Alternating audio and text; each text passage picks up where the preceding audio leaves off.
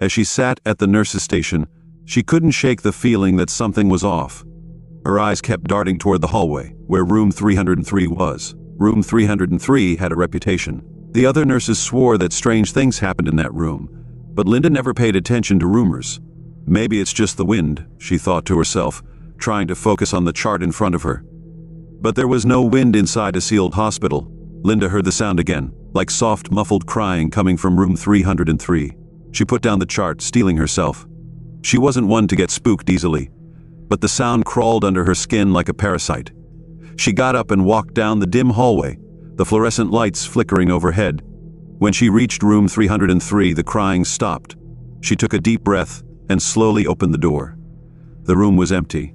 The bed was neatly made, and there were no signs that anyone had been there. The only thing out of place was the cold air that seemed to seep from the walls, raising goosebumps on her arms. Linda scanned the room, her eyes lingering on the dark corners. She couldn't help but feel like she was being watched. She turned to leave, but something made her pause. She looked back and noticed the bed was slightly askew, as if someone had just been lying in it. She shook her head, trying to brush off the sense of unease. As she walked back to the nurse's station, Linda felt a cold draft again, but this time it was accompanied by a faint whisper. She stopped in her tracks, straining to hear. The whispering was too soft to make out any words, but it was definitely coming from room 303. She turned back, her heart pounding in her chest. Linda knew she had to check it out again, despite the growing dread inside her. She walked back to room 303, her footsteps echoing in the silence. She opened the door again, and this time, she noticed something different. The bed was now completely unmade, the sheets tangled as if someone had thrashed around in their sleep. A chill ran down her spine. She was sure the bed had been neatly made just moments ago. She checked the room again, but there was no one there. Her eyes fell on the bathroom door, which was slightly ajar. She pushed it open and flicked on the light. The small bathroom was empty, but the mirror was fogged up, and there, in the condensation, was a single word written in jagged, shaky letters: help. Linda's breath caught in her throat. She backed out of the room, her eyes never leaving the mirror. She nearly bumped into Janet, another nurse who was coming down the hall. "Linda, are you okay? You look like you've seen a ghost," Janet said, her eyes wide with concern. Linda hesitated, unsure of how to explain what she had seen.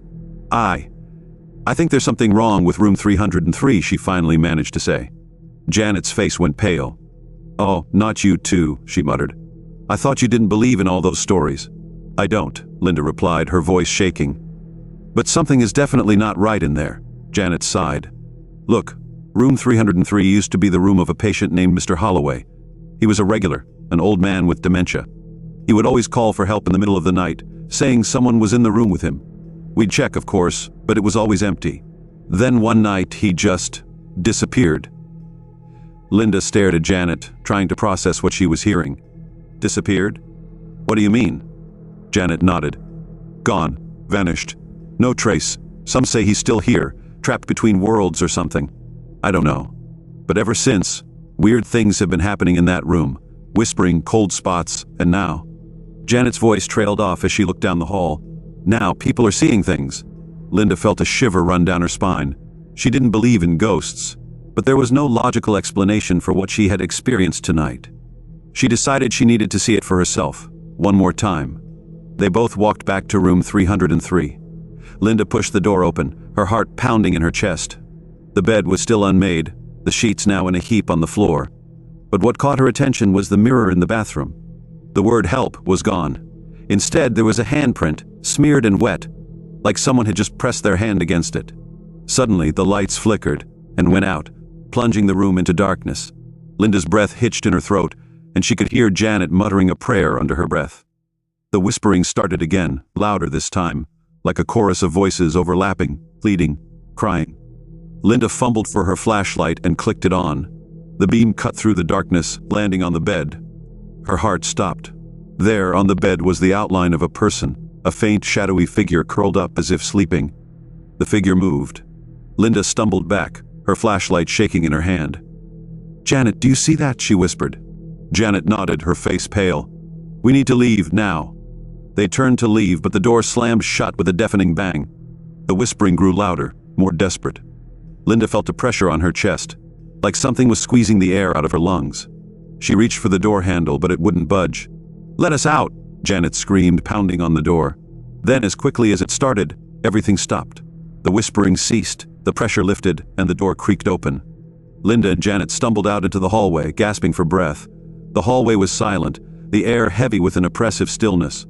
They never spoke of that night again, but Linda couldn't shake the feeling that something was still in room 303, something lost, something desperate.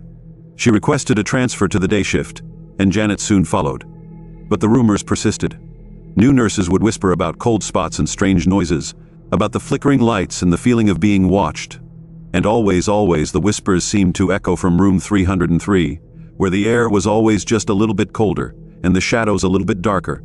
To this day, room 303 remains unassigned, its door kept closed at all times. But sometimes, on the quietest nights, you can still hear it. The faint, desperate whispering of a man who vanished, calling out for help from a place beyond our world. Linda's transfer to the day shift provided some relief, but the experience from that night stayed with her. Sleep became a struggle.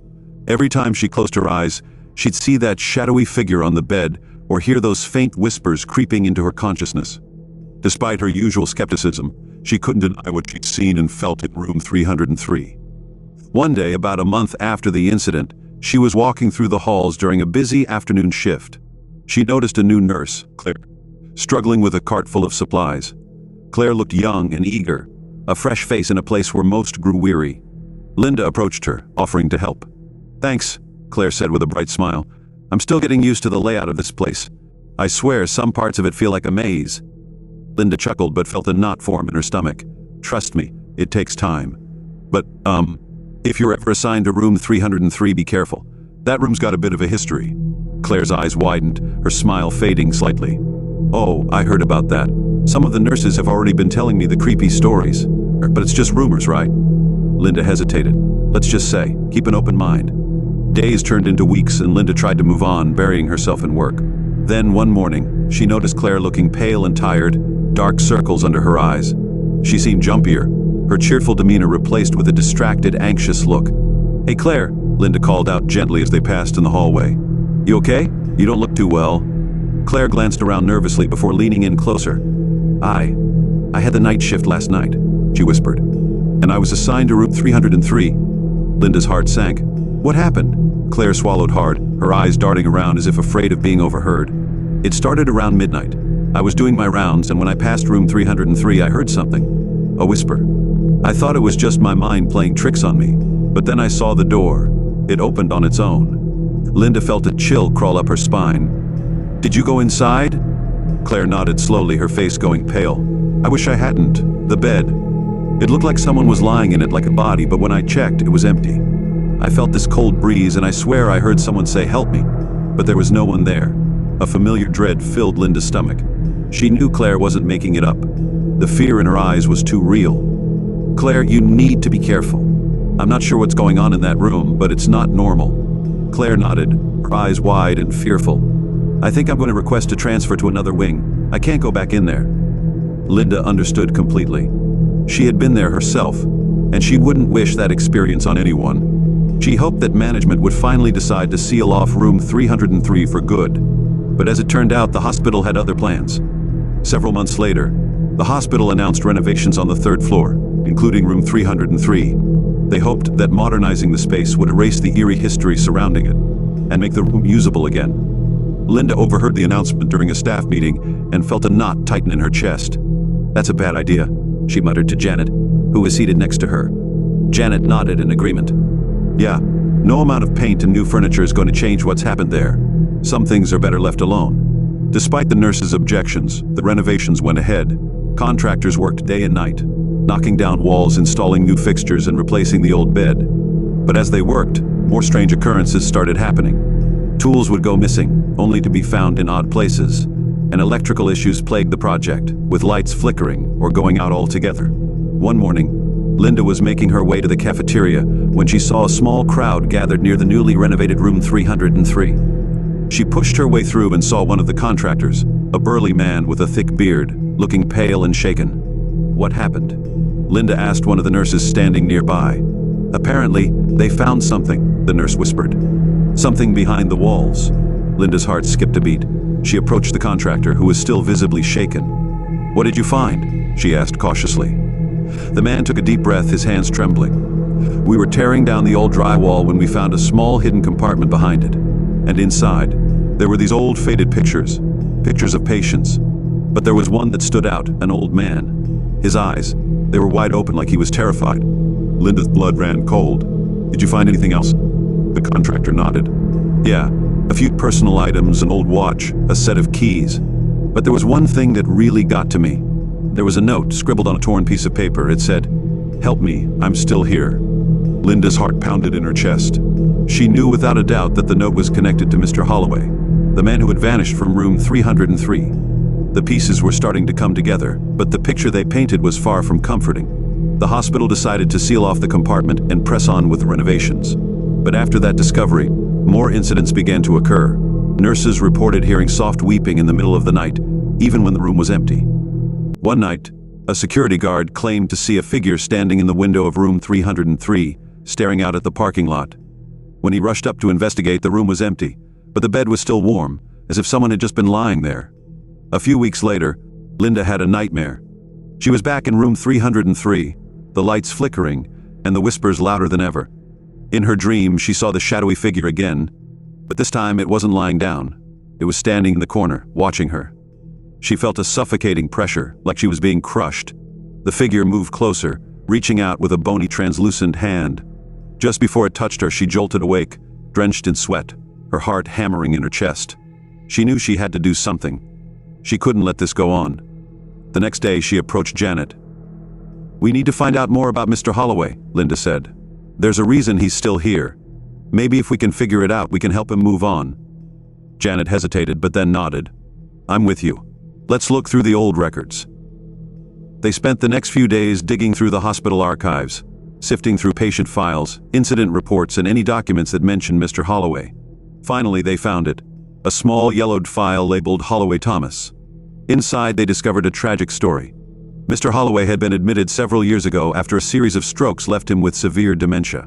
In his confused state, he frequently claimed that someone was in his room, watching him, threatening him. The staff dismissed it as a symptom of his illness, but Linda and Janet now believed there might have been more to it. One note in the file stood out. It mentioned that Mr. Holloway had repeatedly tried to communicate something important to the staff, but his words were often jumbled. The last coherent thing he'd said, according to the file, was, "They won't let me leave." Linda and Janet looked at each other, a silent understanding passing between them. Whatever had happened to Mr. Holloway, he felt trapped, stuck between life and death, and until they could find a way to help him, room 303 would never be at peace. That night, they decided to try something different. Armed with a small handheld recorder, they entered room 303 together. The air was thick with tension, and the temperature dropped noticeably as they stepped inside. "Mr. Holloway," Linda called out softly. "If you're here, we want to help you. Tell us what you need." For a moment, there was only silence. Then the recorder picked up a faint, static-laced whisper. "Help." Janet shivered, but Linda pressed on. "We're listening. What happened to you?" More static, then a clearer voice filled with desperation. "Trapped. Can't leave. Help." Linda and Janet exchanged glances. They stayed for hours, asking questions, listening to the faint responses that came through in fragments. By the end of the night, they knew one thing for sure. Mr. Holloway needed their help, and they were determined to find a way to set him free.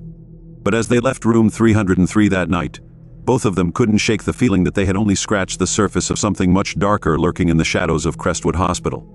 And whatever it wasn't going to let go easily.